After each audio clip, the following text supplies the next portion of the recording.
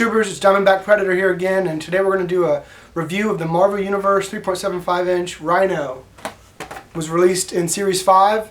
It's a brand new mold, it's a brand new figure. Real quick, I'll show you the old Rhino. This Rhino was released in the Spider-Man figure line, which is in the same scale, and it was also released in a 2-pack from Marvel Universe, a Toys R Us exclusive 2-pack. It came with Rhino, and it came with Spider-Man. Like I said, it's the same exact figure. Real quick, not a lot of articulation. Has articulation here in the forearm.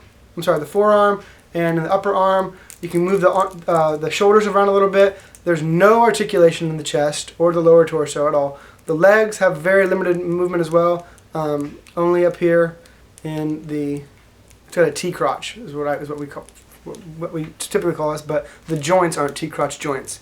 They have a ball joint.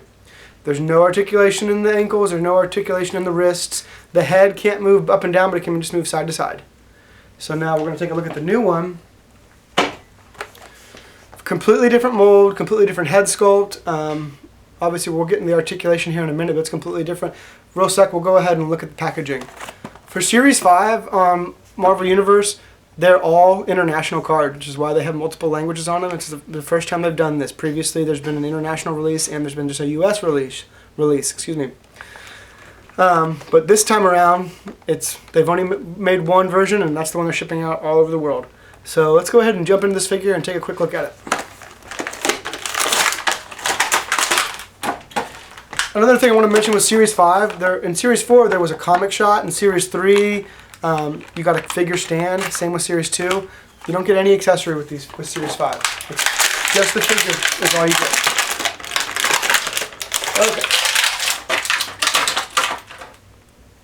Get these pieces of plastic off here. Alright, here's what we've got. Our figure we're looking at. He's got a nice articulation in his chest. He moves up and down and side to side. His head, it's similar to the other one, but you can move it a little bit up and down, get a little bit of wiggle movement there, mostly side to side.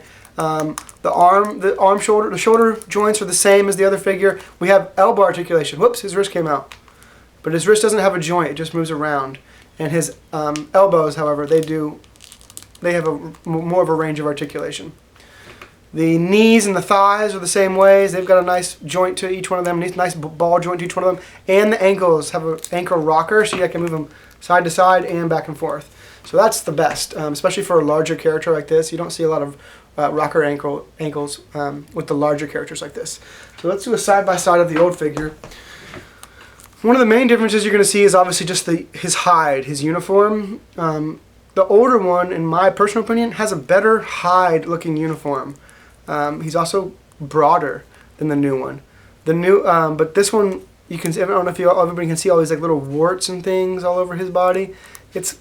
They put in some different detail that adds a different layer to the figure. I would honestly say that this is more like the first appearance Rhino that we would see with Spider-Man, and this is more like the Rhino we would see later on in his career once he's become a supervillain, and he's more of a pronounced character that people are familiar with.